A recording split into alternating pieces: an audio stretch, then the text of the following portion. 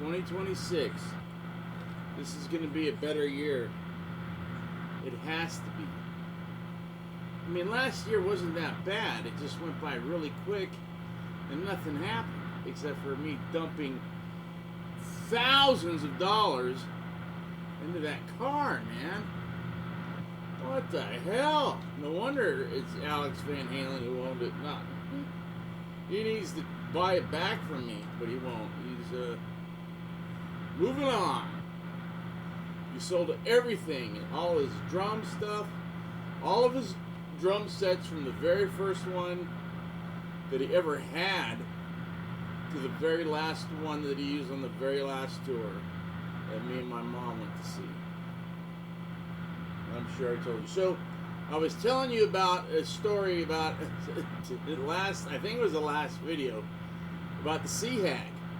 I was, really sick and hadn't eaten for 2 weeks, and I, did some and drank a bottle of Jack, got to the club and shark, came back home, took a shower, got dressed, went back down, did the same, down. I bought a fifth on the way, snuck it in to FM station because that was, at this time, that was about the only thing going. I mean, Hollywood was dead. And with Hollywood dying, the girls also went, there was a strippers, and the girl I was with was an exotic dancer. And so she wasn't jobless. So anyways, I couldn't figure out why everybody's trying to tell me, dude, you realize what you're doing, you know what you're doing. And I'm like, what are you talking about? This chick's hot, taking her home, she wants to go home now. So, whatever. I get in my truck, she gets in the back. And I'm like, dude, get in the front. She's like, oh no, I want to be in the back, it's wind in my hair. And I'm like, she is kind of like a hippie, but she's hot. To my really whacked out brain that hadn't had anything in its system for 2 weeks. I was that sick. I couldn't keep anything down. The first thing I could keep down is Jack and Coke. So I bring her back to the rehearsal studio. And basically the front of that drum kit saw a lot of things that no living creature should ever have to witness in its life. So anyways, we did the wang bang, wang dang, whatever. How's that go?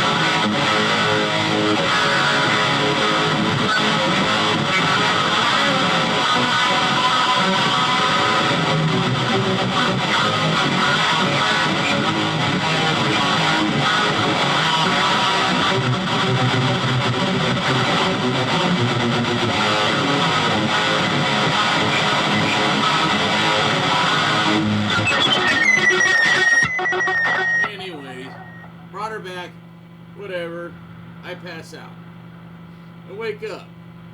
The light went out somehow during the night, or she broke it out, or whatever. So I'm looking at her, and there's a little, have a wind thing, it's wind turbine thing to circulate the air, and somehow sun was coming through there, and that's the only light that was in there, and it was shining right on her. And she was laying on her stomach, and I'm like, not bad. A lot of tattoos. I hadn't seen like full length body tattoos yet in person, especially laying next to me. So I'm like, whoa. So I go in the house, take a shower, drink some beer, come back out, and I'm like, hey, I gotta take you home. She's like, oh no, I'm your girlfriend. I go, oh no.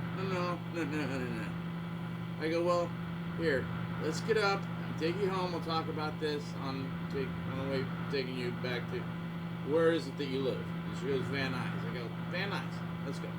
So we get to my truck, going, because we had to park it, hide. I didn't want anybody, know that I was in there. So, because I had a friend that lived right up the street, and he saw everything, and he would have, I didn't want to hear it. Because I wasn't sure now. Because as soon as she walked down the light, I went, whoa, she's way older than I thought. But she's got a good body. So, guys, well, hey, but you're hungover, it's like, nah. So, she took one of my flyers for my band, and it's when I put the phone number, my parents' phone number, not mine, and then I hooked up an answering machine, and then had it, you've reached the Fatal Attraction hotline. If you would like tickets, leave your information down. So that worked fine until she got it. And then she started calling. I just want to talk to Michael, my boyfriend. I love him, and we met the other night. I'm like, what? Your boyfriend? I go, I can't let my girlfriend hear this. Because I had a girlfriend, a serious one. I mean, the number one. So, okay, so when I wasn't on the road, I wasn't doing whatever, I wasn't in town, when I was in town, I had 12 girlfriends, about, depending on how many I liked at the time. I mean, it was usually 12. The number one girl was always the one that I was living with. But this time it happened to be a girl named Yvette, who just out of nowhere texted me, saying, I was dude, you sound like you're in the 80s. I go, the song that you're listening to was recorded in 89. That's why it sounds like it was in the 80s. Anyway, so she was number one girl. Number two girl was a girl that I just had a kid with. Another kid, not Mike.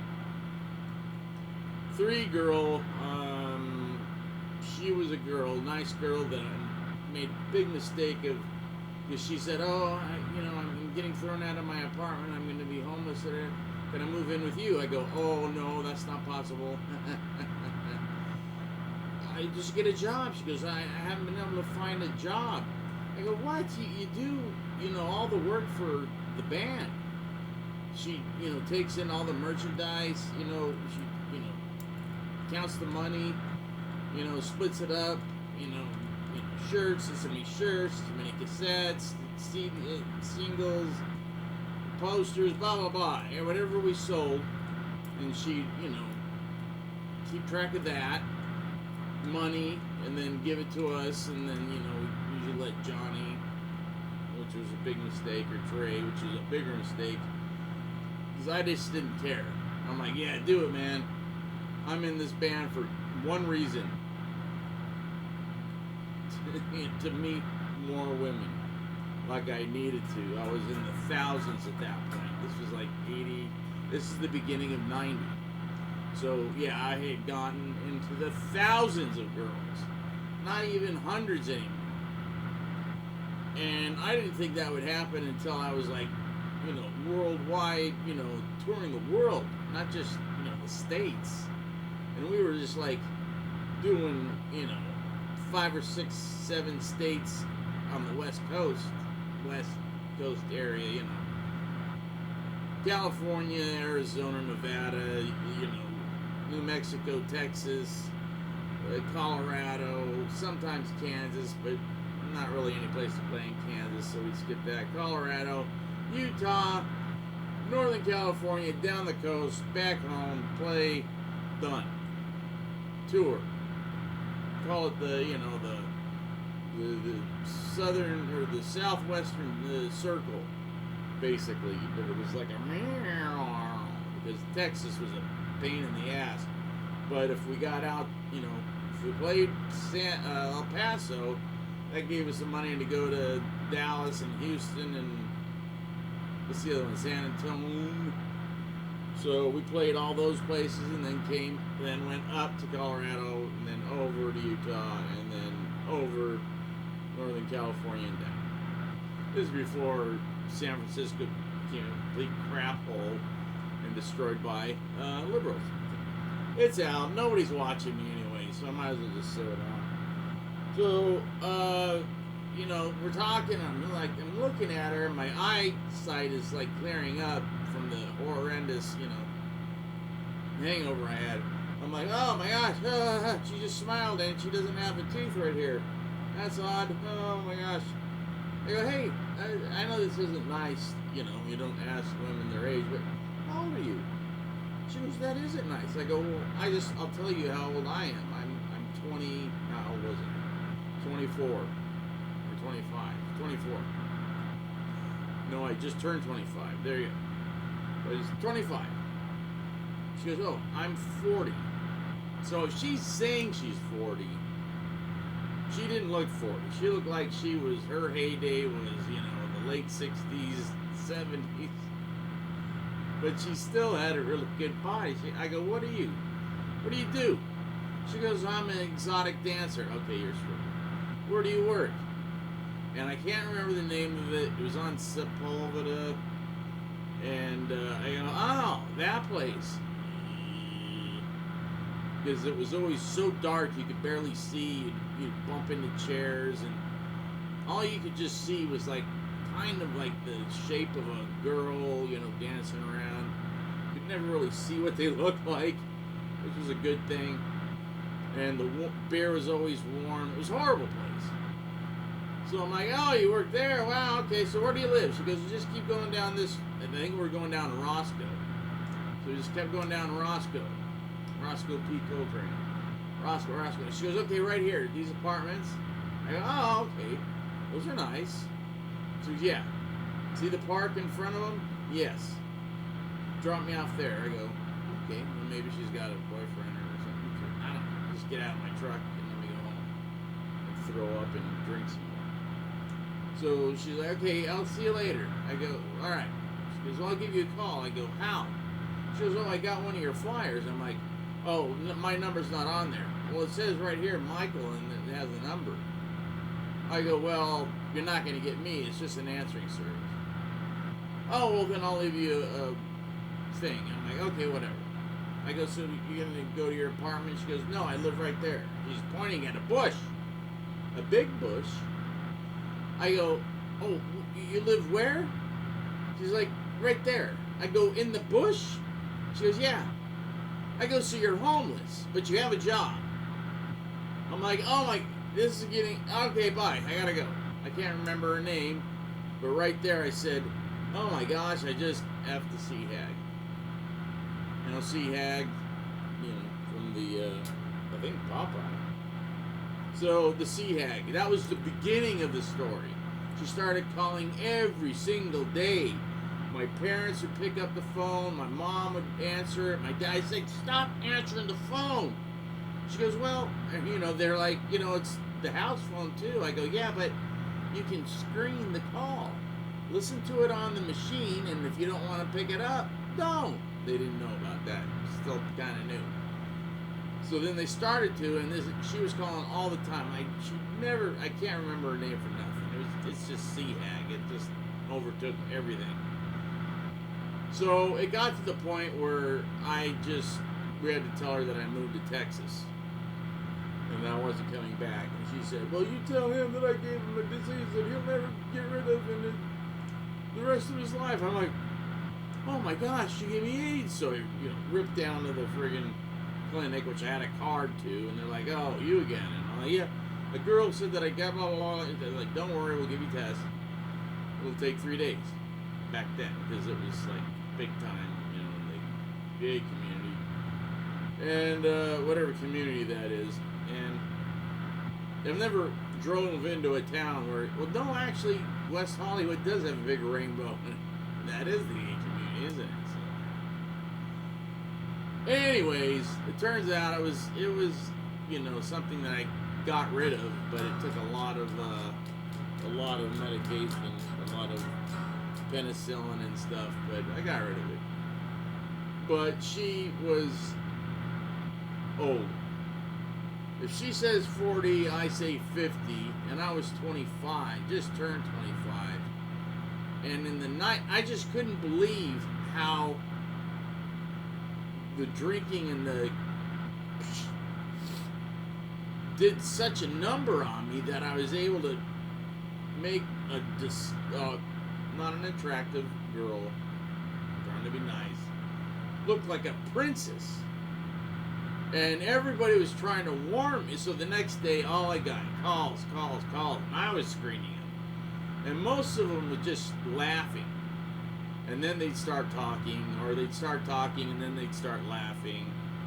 A couple girls were pretty serious. They're like, oh boy, I hope you didn't do it. Oh, yeah, well, too bad. Or too late.